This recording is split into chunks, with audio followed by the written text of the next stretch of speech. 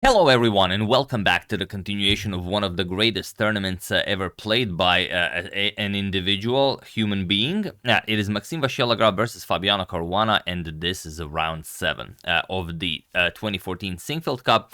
Fabiano is on 6 out of 6 and, well, I'm not going to tell you what happens, but I'm pretty sure you have a pretty good idea. And some of you have been saying that, okay, maybe this isn't the strongest tournament ever played, maybe there are other tournaments that are the strongest tournaments ever played. No, this is by rating the strongest tournament ever played.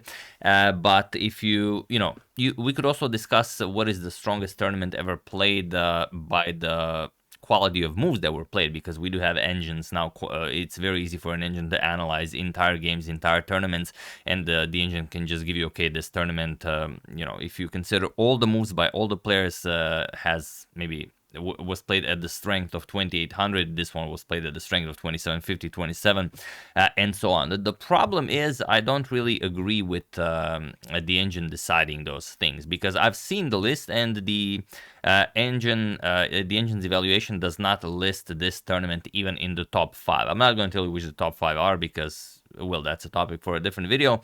But the problem is, you could have Magnus and Fabiano play the main line of the Berlin, and the engine would say, oh wow, this is the best game ever played. But the chances of either of them, Fabi or Magnus, actually winning that game are very close to 0. So if you want to have winning chances, like Fabi is doing here, he's on 6 out of 6, you can't really play the main of the main line every game. You're just gonna make it easy for your opponents to get a position that's fairly easy to draw. I mean, you give MVL a Berlin position against Fabi that he has seen before. Fabi's not winning that game. So that's why I don't agree with the engine's evaluation of the strength of the tournament. This is when we're discussing the Sinquefield Cup of 2014, it is merely the strongest tournament ever held by the rating, average rating of the players. That's why. That's why we're calling it that. Plus, it is the greatest performance ever by an individual. That is Fabiano Caruana here. So now let's continue the game. MVL with white opens with pawn to d4. And for those of you just joining in, this tournament, Fabio already defeated Veselin Topalov twice. He defeated MVL, although with white pieces. This is now with black. He defeated Magnus Carlsen, he defeated Levon Aronian, and he defeated Hikaru Nakamura. So, top of the top guys, the creme de la creme of the chess world. d5, we have pawn to c4, pawn to e6, and knight to c3, bishop to e7, and bishop to f4. Not the most common move. We have knight to f6, e3, and castles kingside. And here, sorry about not having the clock times for this game. It's something in the last previous half of the tournament, it also wouldn't load for the MVL game. So I think it's something with with MVL's name in the actual PGN that's not allowing the clock times to load. I have no idea. I've tried working around it. It's just not happening. But I will mention it at critical moments, because this is the first time that MVL spends time in this game, and he plays rook to c1. Okay, he spent some 8 minutes on this move. We have knight b to d7, pawn to c5, and knight to e4 by Fabi. And now you have to decide how to go about this. Bishop to d3 is what MVL goes for, and it is now, as of move 8, that this position has never been reached again.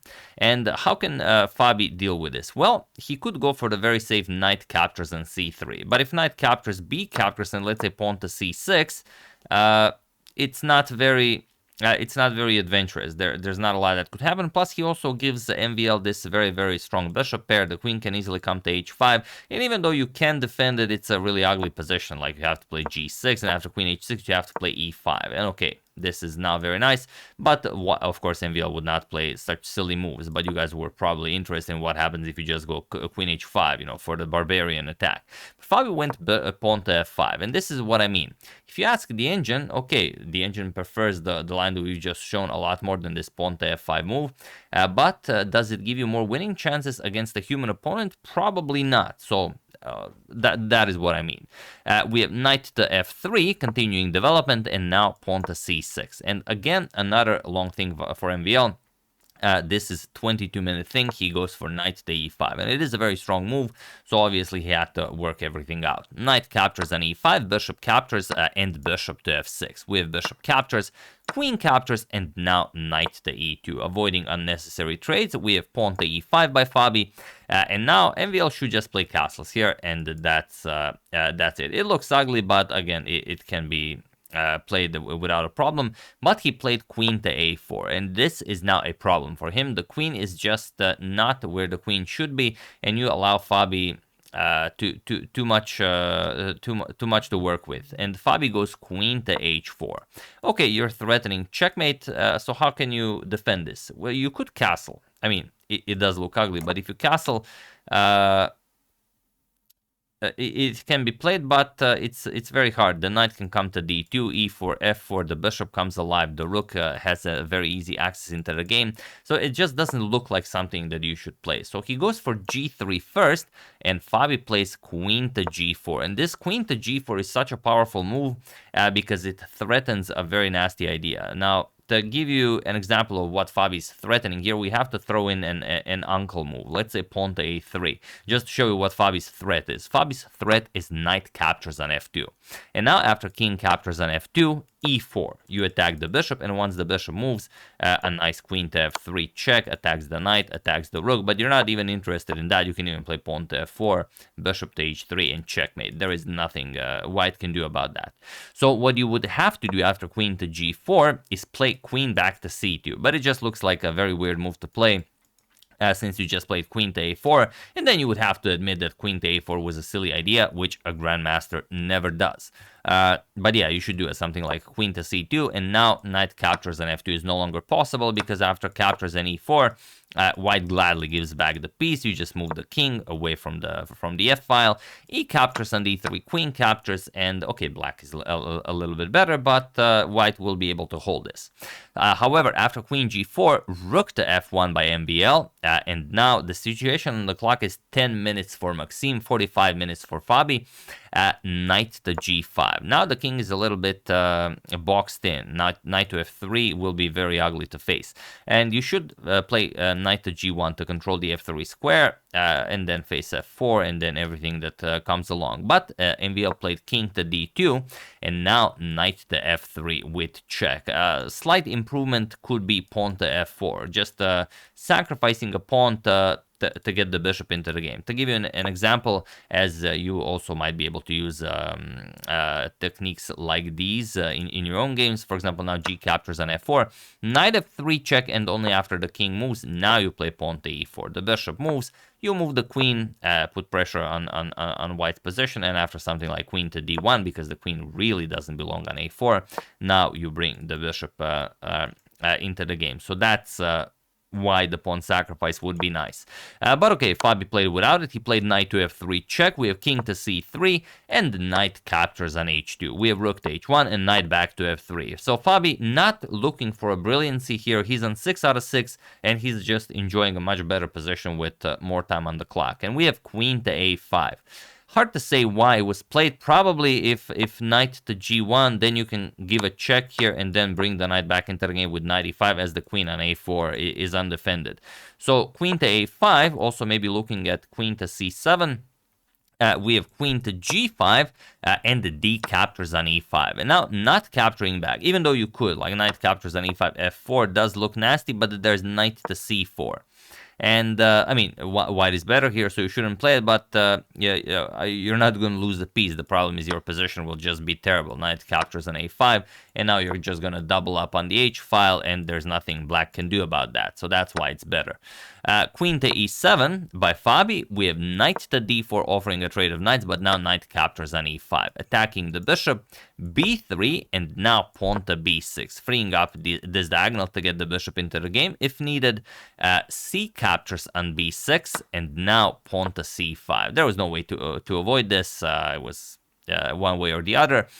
Knight to b5 and now bishop to b7, putting pressure on the rook on h1, preparing pawn to e4 check to win the rook, and there's really no pawn to d4 check, and there's no way to counter this. The problem is if you move the rook, let's say rook h4, still d4 with check, and after e captures, a captures on b6, opens up an attack on the queen. The king is blocking the queen, the pawn is, I mean, everything is just blocking the queen. You have to capture on b6, and now just knight captures on d3, king captures, and the rook captures on a2, with queen to e2 check next, and there's no way to stop this. If you go knight c3 to cover e2 and attack the rook, just bishop a6 check, and that's it. You have to bring the knight back, and then queen to e2 check, and then white gets checkmated very quickly. So that's why b captures on a7, MVL sacrifices the rook on h1, and Fabi says thank you for the rook. d4 check, e captures, knight captures on d3 first.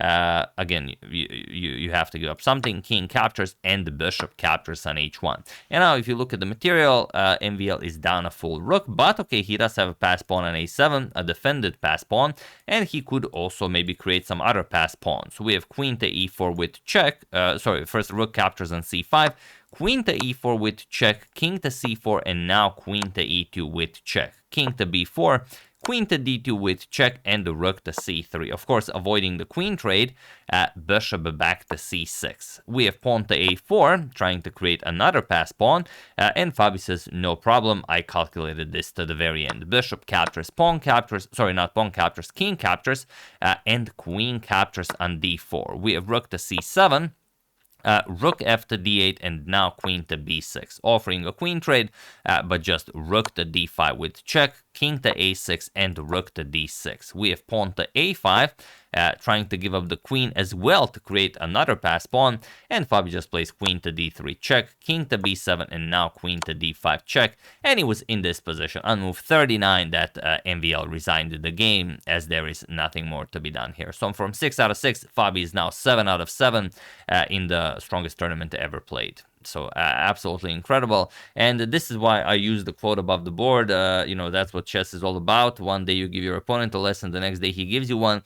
Fabi is not getting any lessons here. He's not receiving any. He is only giving lessons here, and I mean it's incredible to watch that something like this even took place. I mean, 7 out of 7 in this competition.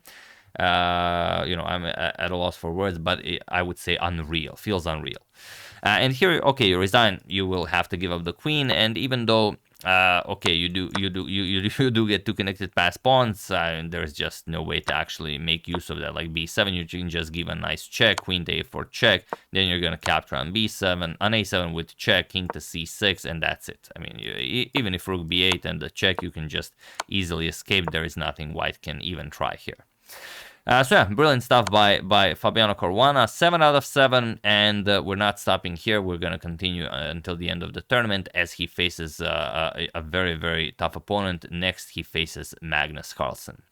So yeah, that's the game. Hope you guys enjoyed it. I would like to thank GerznyChessFestival.org.gg, Frank W.H. Schaefer, Steven Binder, Gautam Bhattacharya, and Ren Songhua for your contribution to my channel. Thank you a lot. I really appreciate it. As usual, you can check 2 of my previous videos here. Thank you for watching, and I will see you soon, continuing to check up on your wonderful suggestions and whatever else happens in the chess world. Thank you all. I will see you soon, and have an excellent rest of your day.